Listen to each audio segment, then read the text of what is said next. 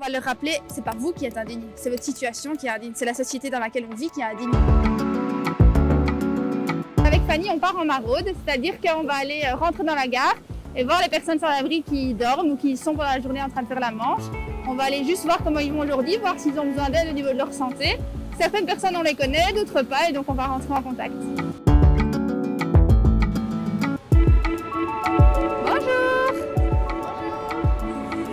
Enchanté, monsieur. On pas, monsieur. Non, on est les infirmières Camille et Fanny, on est infirmières. Je suis gentille, qui est-ce qui vous a appelé pour venir me... Ah, c'est nous qui sommes venues toutes seules.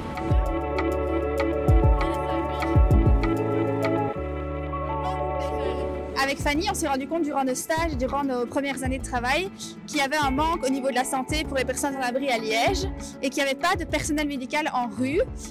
Et donc le problème du sans-abri est un problème qui me touchait particulièrement parce que je trouve que on est en 2021, en Belgique, on ne devrait plus avoir de sans-abri.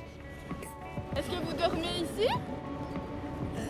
Mais dans la gare, vous dormez où? Ici, sur un banc.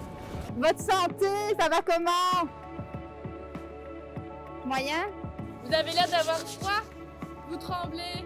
On va travailler avec les priorités de la personne et pas nos priorités en tant que soignant, parce qu'on ne va jamais forcer la personne à faire quoi que ce soit.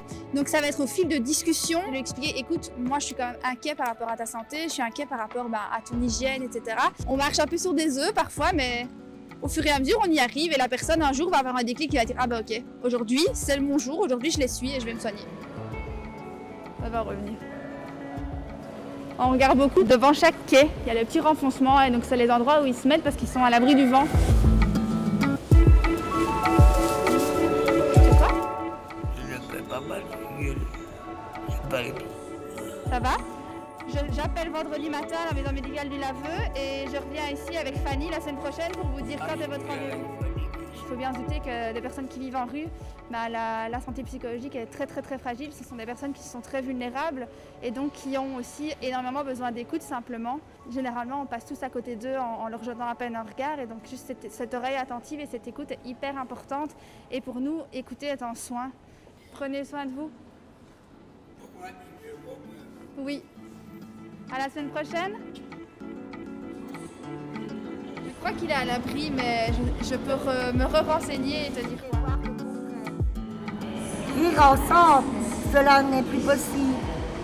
Mais voilà, moi je t'aime. Il n'y a rien de plus naturel. Tu l'as écrit ce matin. Valoriser la personne, c'est hyper important parce que c'est des personnes qui vivent en rue, qui se sentent en tout cas abandonnés par tout le monde, abandonnés par la société, qui sont dans une situation indigne. Et donc on va leur rappeler, c'est pas vous qui êtes indigne, c'est votre situation qui est indigne, c'est la société dans laquelle on vit qui est indigne. Vous êtes quelqu'un de bien. C'est toujours un véritable plaisir parce qu'on peut leur dire bonjour, on peut leur confier ce qui ne va pas. On croit vraiment avec Fanny que prendre les problèmes de santé à leur source va permettre de réduire ce taux de morbidité parce qu'il faut savoir que à Liège, chaque année, il y a entre 20 et 30 personnes qui décèdent des suites de leur vie en rue avec une moyenne d'âge de 45 ans.